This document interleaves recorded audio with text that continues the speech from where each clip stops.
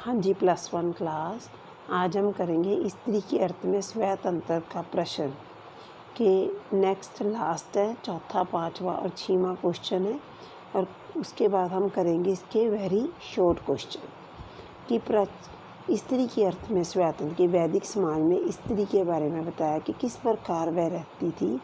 वह घर की चार दीवारी का ही साधन मानी जाती थी कि प्राचीन समाज में स्त्री के स्वतंत्र अस्तित्व की कभी चिंता नहीं की गई। इसका क्या कारण है कि स्त्री समाज में स्त्री के मातृत्व को विशेष आदर दिया गया, किंतु सामाजिक व्यक्ति के रूप में इसे विशेष अधिकार कोई नहीं दिया गया। वह जैसे रहती है वैसे ही है।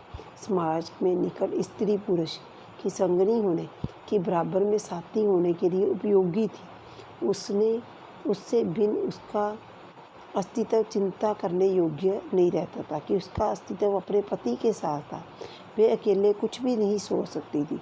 दूसरा, समाज भी हमारा पुरुष प्रधान था कि लड़कों को ही महत्व दिया जाता था, जिसमें स्त्री के स्वतंत्र अस्तित्व की बात कभी हम सोच भी नहीं सकते थे कि उस समय स्त्री को स्वतंत्र न मानकर वह पुरुषों के अधीन ही मानी जाती थी।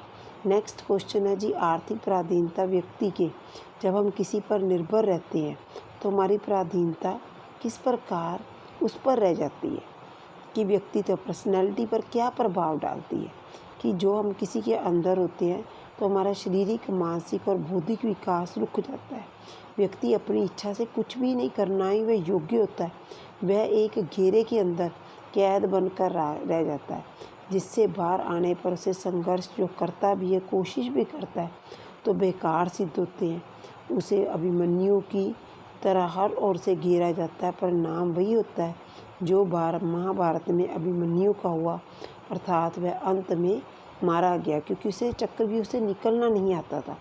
वही हालत आजकल व्यक्ति के बारे में बताई है, स्त्री के बारे में। उसके व्यक्ति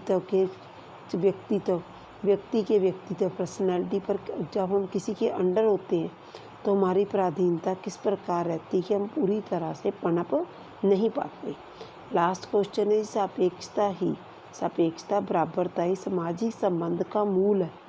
भारतीय समाज में स्त्री पुरुष का संबंध कहाँ तक सापेक्ष है कि भारत में इसका सापेक्ष नहीं, पूरी तरह से स्वतंत्र अब भी नहीं हुआ।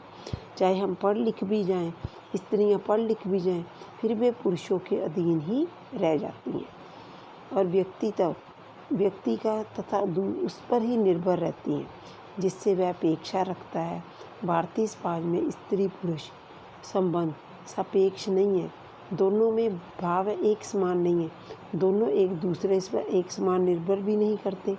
इसी कारण भारतीय स्त्री की सापेक्षता सीमातीत कि एक सीमा में रहकर होगी। पुरुष की अपेक्षा स्त्री पुरुष पर अधिक कि पुरुष की अपेक्षा स्त्रियां आज भी पुरुष पर अधिक निर्भर करती हैं और पुरुष का स्त्री रूपी साधन नष्ट होने में ना कुछ हानि होती है, जबकि स्त्री हर बात पर पुरुष की कि वह हर बात पर अब भी पुरुष की सहायता करती है, परंतु पुरुष अब भी उसे अपने पाँव की जूती ही समझते हैं। ठीक है जी, यह स्त्री के अर्थ में स्वतंत्र का प्रश्न कि इतना वैदिक युग संस्कृति आदिकाल से ही स्त्री पुरुष पर ही निर्भर रही है। ठीक है जी, आज यही करने स्त्री के अर्थ में स्वतंत्र का प्रश्न। कल हम भेजेंगे इसके very short question. Thank you.